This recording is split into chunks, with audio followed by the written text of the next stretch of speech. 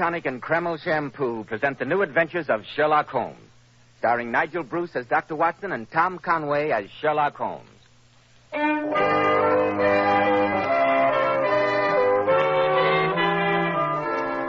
Well, here we are again visiting the genial Dr. Watson in his cheerful study. We sit back in our comfortable chair and wait to hear another exciting story. What could be pleasanter? You go again, Mr. Bell. Flattering me again.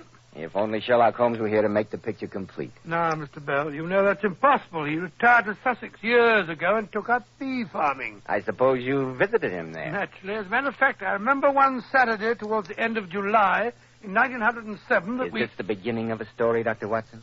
I shouldn't be surprised. But hadn't you better have your word with our listeners first? Yes, Dr. Watson, I had. Men, I'm sure you'll be interested to learn that a recent survey showed that Kreml Hair Tonic is preferred among America's top-flight executives and most successful men. But after all, why shouldn't it be? Kreml contains a special combination of hair grooming ingredients which is found in no other hair tonic. This is why Kreml gives a man's hair such a natural, well-groomed look, such a handsome, clean-cut appearance. Kreml always keeps the hair neatly in place longer with an attractive, healthy-looking luster. Yet it never leaves your hair looking or feeling greasy, sticky, or dirty. After you apply Kreml, you can rub your hand over your hair, and your hair always feels so delightfully clean. Notice, too, how no greasy film comes off on your hand or hatband. Just use a little Kreml on your hair in the morning, and at night your hair looks as neatly groomed as when you first combed it in the morning. Remember, no other hair tonic keeps your hair more handsomely groomed. Kreml, Kreml Hair Tonic. Now, Dr. Watson, I'm all ears. Well, I was paying Holmes one of my frequent visits. His cottage is situated on the southern slope of the Sussex Downs, commanding an excellent view of the English Channel. At this point, the coast is made up of chalk cliffs, which can only be descended by a single tortuous path, which is steep and slippery. At the bottom of the path, there are curves and hollows, which make splendid swimming pools, and are filled afresh with each flow of the tide, and warmed by the sun. What town is Mr. Holmes' place near? A village called Falworth. But even that is at a distance, and the house is quite lonely. Half a mile away is Holmes's only neighbor. And who is that? Harold Stackhurst, who's the headmaster of the well-known preparatory school, the Gables. A private school, I suppose you would call it. It was summer, and most of the boys were away on holiday, except a few who were catching up. The teaching staff was reduced to 3. First of all, there was Harold Stackhurst himself, who was an old pal of mine.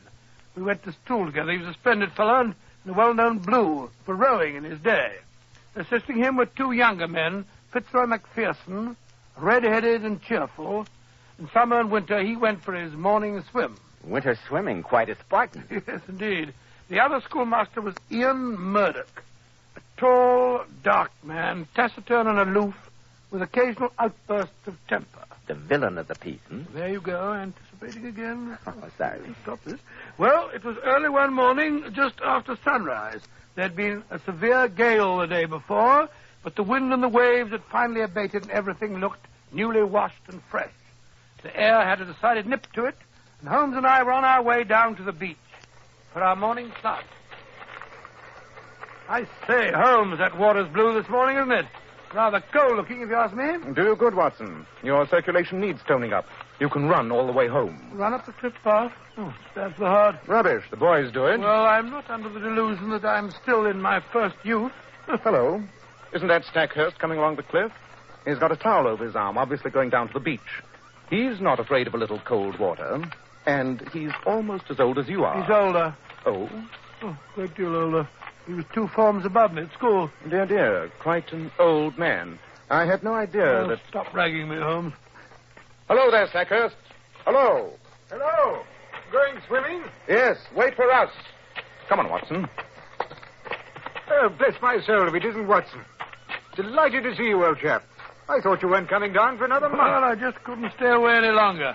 I'm so fond of the swimming. Yes, Watson has just been saying that there's nothing like a good dip before breakfast to tone up the system.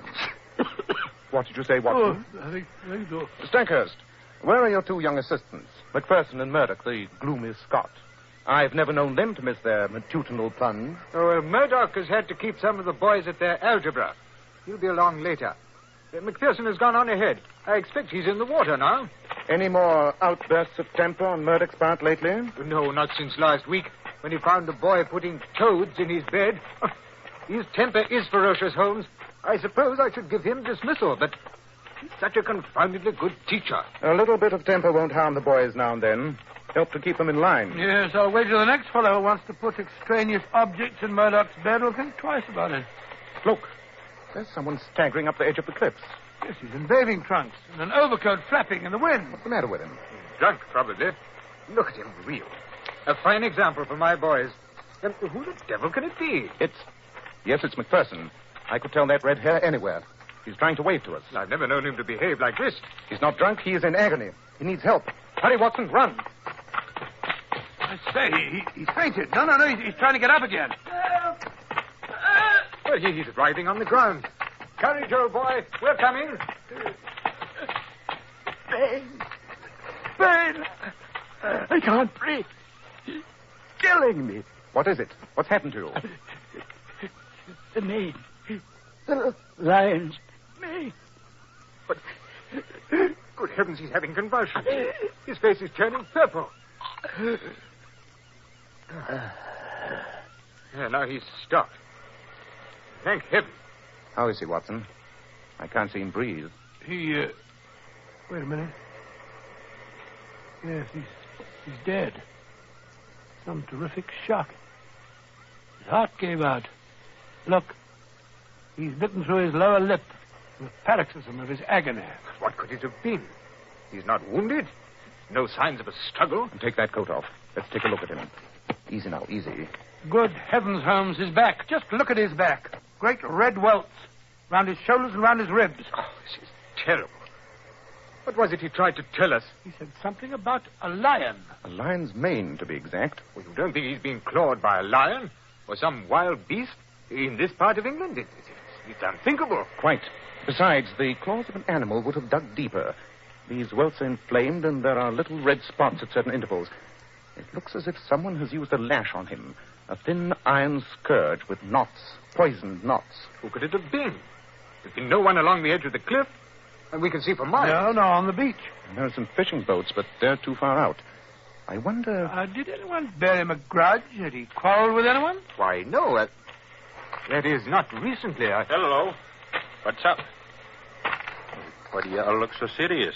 Well, hello, Murdoch. Where did you come from? The classroom. I just left the boys.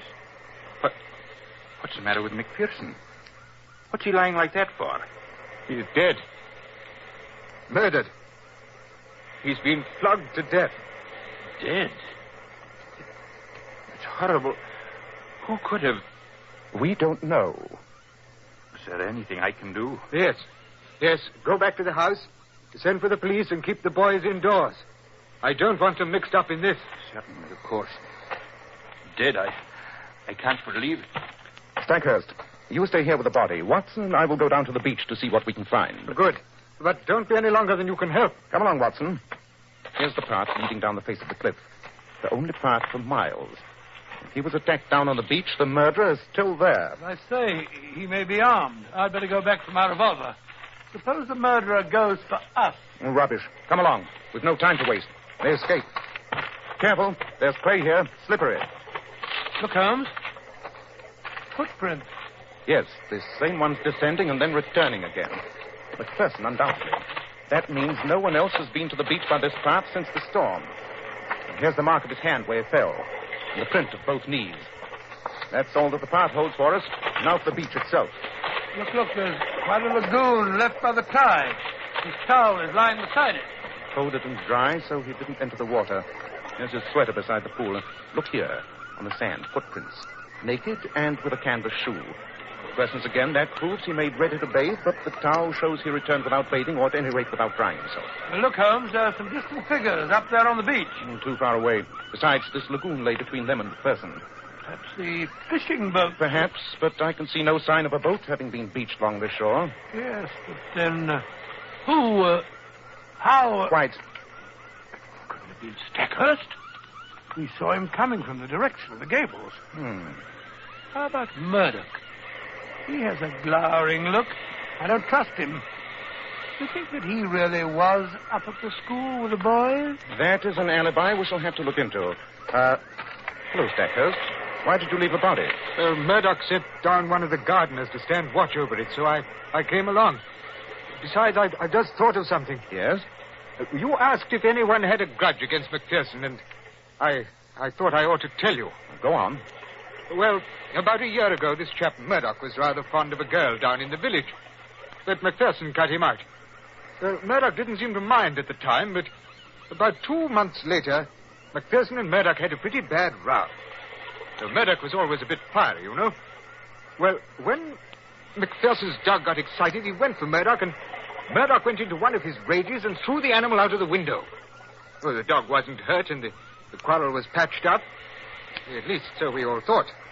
But you never know. Resentment sometimes smolders for a long time. Yeah, particularly if there's a woman in the case. Quite. Well, let's have a look at the towel and sweater. We've seen everything else there's to see down here. Hello. There's something in the pocket of the sweater. It's a note. Dear me. A note of assignation. Well, what's it say?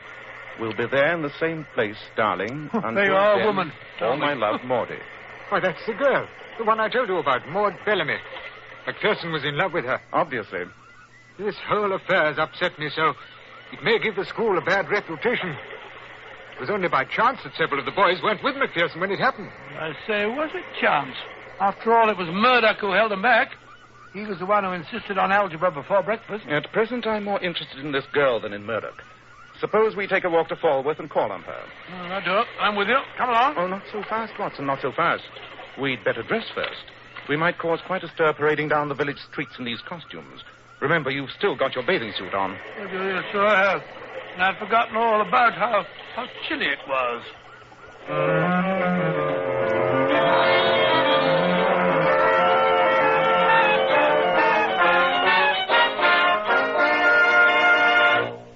In just a moment, we'll find out what Sherlock Holmes discovers in his visit to Maud Bellamy.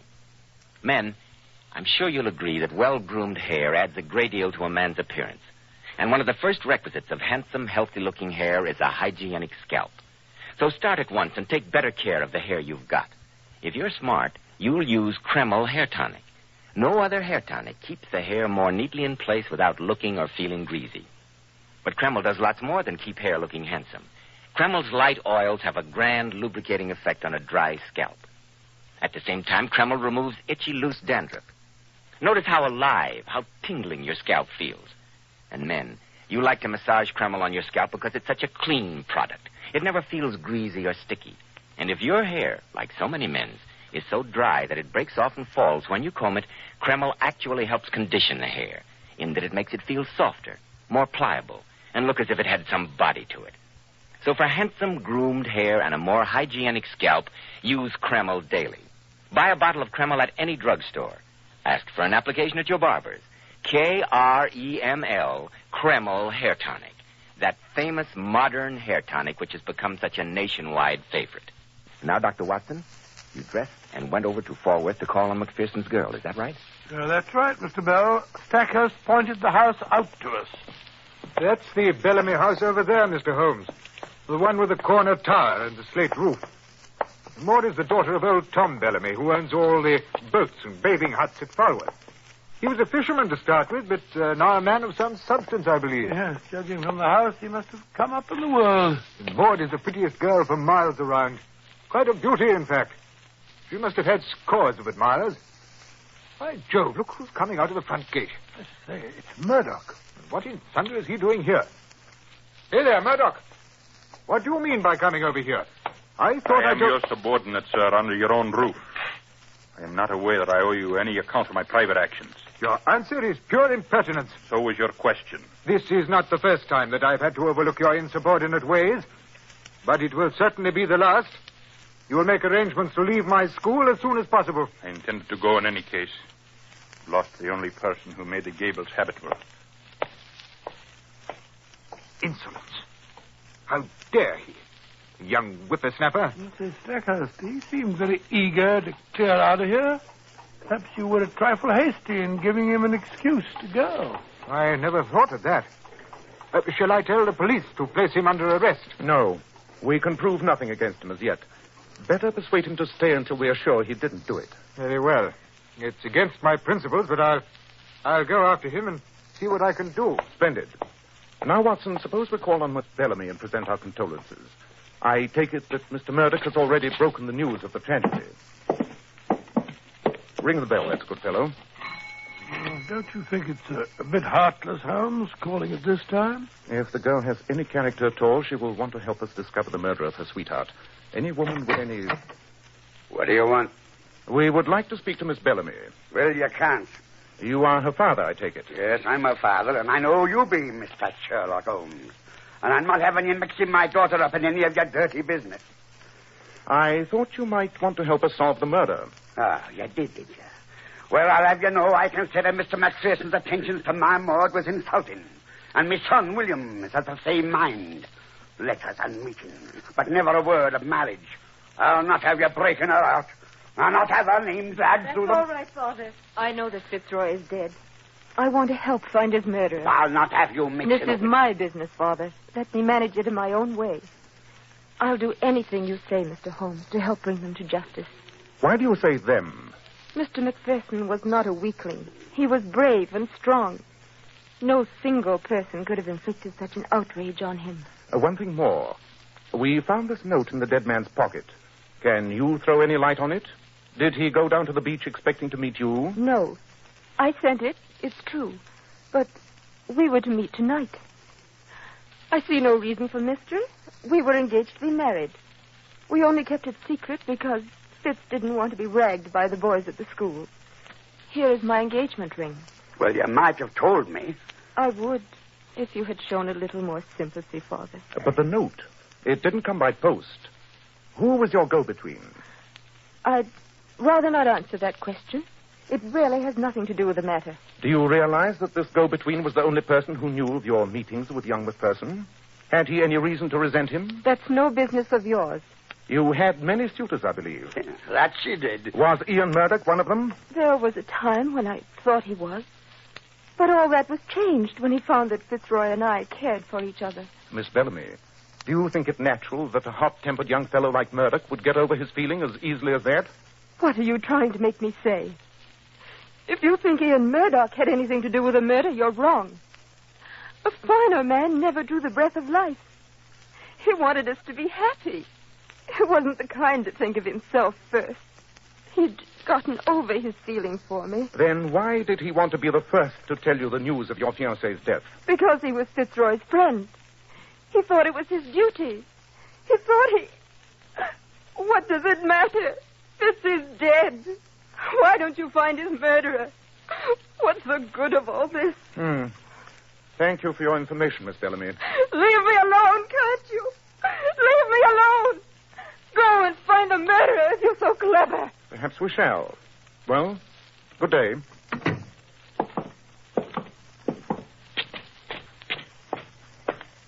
Looks like another blank wall to me, Holmes. Perhaps. But even that is enlightening. There are only so many possibilities, Watson. We may finally arrive at the correct solution by crossing off all the rest.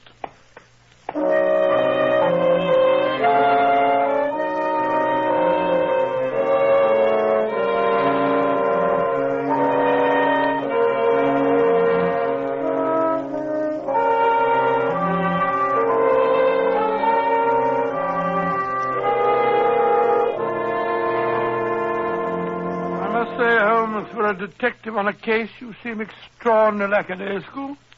You spent the better part of the last 3 days up in your garret among your books. I've been looking for the solution, something I once read. It's in the back of my mind, but I can't seem to bring it into the light of my consciousness. Yes, and in the meantime, this Murdoch fellow may slip through our fingers. Once he leaves the school, we'll never be able to get our hands on him again. I wonder that he hasn't left before this. Oh, how can you sit there so calmly and say that, Holmes? You're losing your grip. Perhaps I am. If I could only find the fact that I'm looking for. It began with a C. I'll swear it began with a C. Well, then, how about the old encyclopedia there? Look up all the C's in the book. But I'm not sure it is C. Oh, Holmes, you're being exasperating and exaggerating. You know that the murderer didn't escape along the beach or even climb the top of the cliff. But did it ever occur to you that it might be somebody hiding in one of those caves? some sadistic maniac? Yes, it did occur to me. But it's not possible. I searched every one of those caves, and there's no trace of human habitation in any of them. Oh, then my theory of the sadistic maniac's all wrong. Yes. Huh? Huh? And horrible as that theory sounds, I'm convinced that the truth is even more horrible. That death came from the sea. And the truth is more ghastly than anything you can imagine. Oh, you make the chills run down my spine. I must say, I shall never have the courage to go swimming down there again. And a wise thing, too. At least for some time. Well, I must say, I don't see how young Murdoch has the nerve. Murdoch? Murdoch went swimming down on that beach? When? About a quarter of an hour ago, I saw him go by with a towel over his arm. Why didn't you tell me? Come on. We must bring him back. Poor boy hasn't a chance. Oh, good heavens, Holmes. I had no idea. Look. Something's happened. Someone's coming up the path. Stackhurst. He's carrying someone on his back. By thunder, it's Murdoch. And he's in bathing trunks. Help! Holmes! Watson! Something's happened to Murdoch! What is it? It's the same thing that killed young McPherson. I met him staggering up the face of the cliff. He was too far gone for me to get him home, so I brought him here. Put him on the couch. Have a look at him. His heart's giving out. He can hardly breathe. His face is turning quite black. Here, quick, Holmes. Pour me out a glass of that brandy over there. Right. Now, hold his head while I try to get it down. That's it. That's it. If he can only swallow. That's it. Now some more. That's better. Take the bottle. You can't give him too much. His color's coming back. He's beginning to breathe again. His heart is getting stronger. Look, he's trying to talk. It lashed me in the water. It lashed me. Now I remember. In the water, of course. The pain. It's terrible. I can't stand it. Give me something. Morphine. Anything. I daren't give him a sedative. It might affect the heart. Holmes, here, get the cotton wool there and the olive oil. Right. What is it? It's a poison of some kind. It affects the nerves, apparently. Must be terribly painful. Here's the stuff you wanted. Good. Now saturate the cotton wool. We'll put a dressing on his back. Now, that's right. Use plenty of oil. There we are. That's better. Oh, that's much better. By Jove, he's fainted. I don't think so. He's just fallen asleep from sheer exhaustion.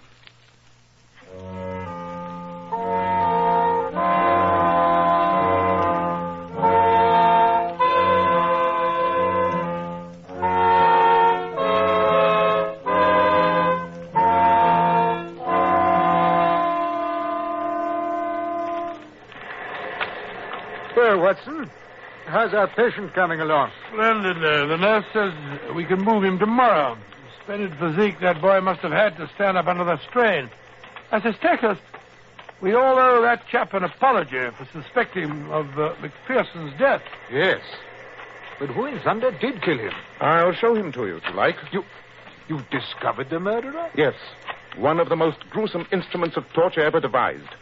He is waiting for us at the foot of this cliff. Yes, but is it safe to go down? You said that Murdoch... Yes, if you don't go too near. Come along. All right, if you say so. Well, the tide's coming in. I don't see any murderer. I mean... No, he's not as obvious as all that. Treacherous as well as deadly. I must say, this place gets on my nerves since the tragedy. I haven't allowed the boys to go in swimming lately. I suppose it's foolish of me. On the contrary, you would have had a few more tragedies if you'd allowed them to swim. This death strikes like lightning. There's no escaping it. But great Scott, if it's as dangerous as all that, we'd better get back up the cliff before the murderer finds us. We're quite safe unless we take a dip in the lagoon McPherson went swimming in. What? But I thought you said that he didn't go into the water. So I did. The towel fooled me. The truth of the matter is that he was in such agony when he came out that he failed to use the towel. That's what threw me off the track in the first place. But the murderer? Down here. Where's he? Under the cliff, where the lagoon is quite deep.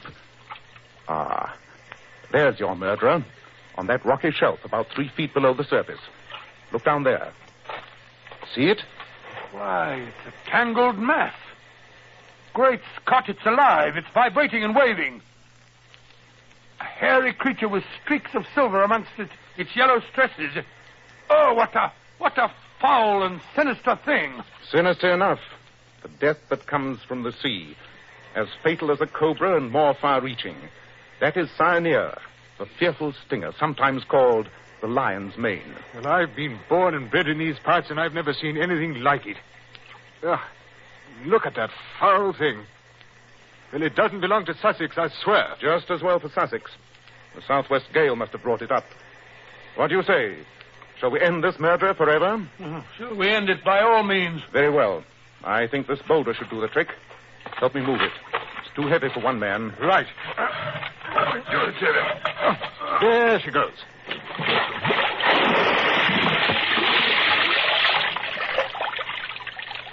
Good. The boulder has settled right on the filthy creature, pinning it to the ledge. One edge of yellow membrane is still flapping. Not for long. Notice the oily scum oozing out from under the stone and rising slowly to the surface. That is the end of the killer.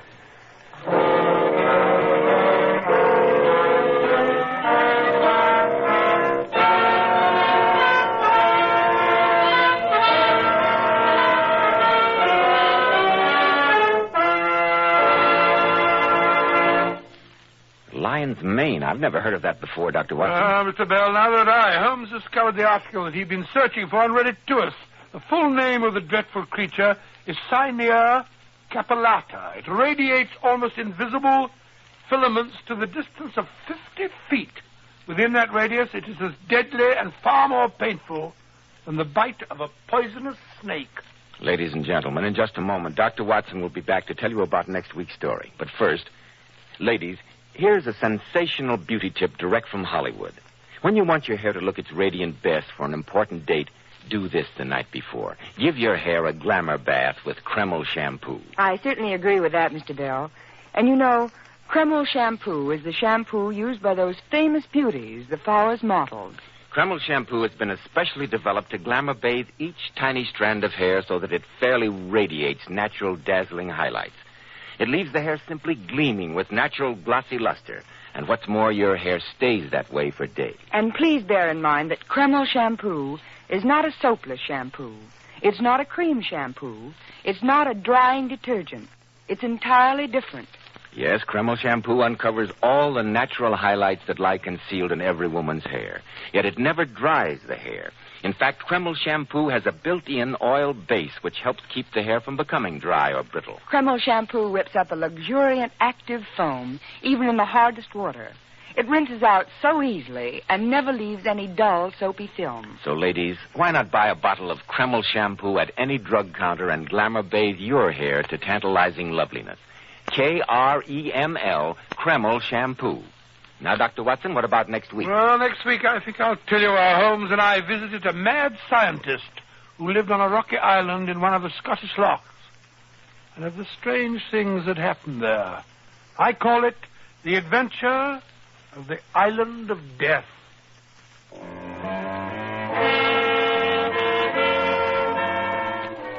Tonight's adventure was adapted from Sir Arthur Conan Doyle's story, The Lion's Mane. Nigel Bruce appeared by permission of California Pictures. Tom Conway through the courtesy of Eagle Lion Pictures. The Sherlock Holmes series is produced by Tom McKnight with original music composed and conducted by Alex Steiner. This is Joseph Bell speaking for Kreml Hair Tonic and Kreml Shampoo and inviting you to be with us next week at this same time, regardless of whether you change to daylight saving time, when Dr. Watson will tell us about the adventure of the Island of Death.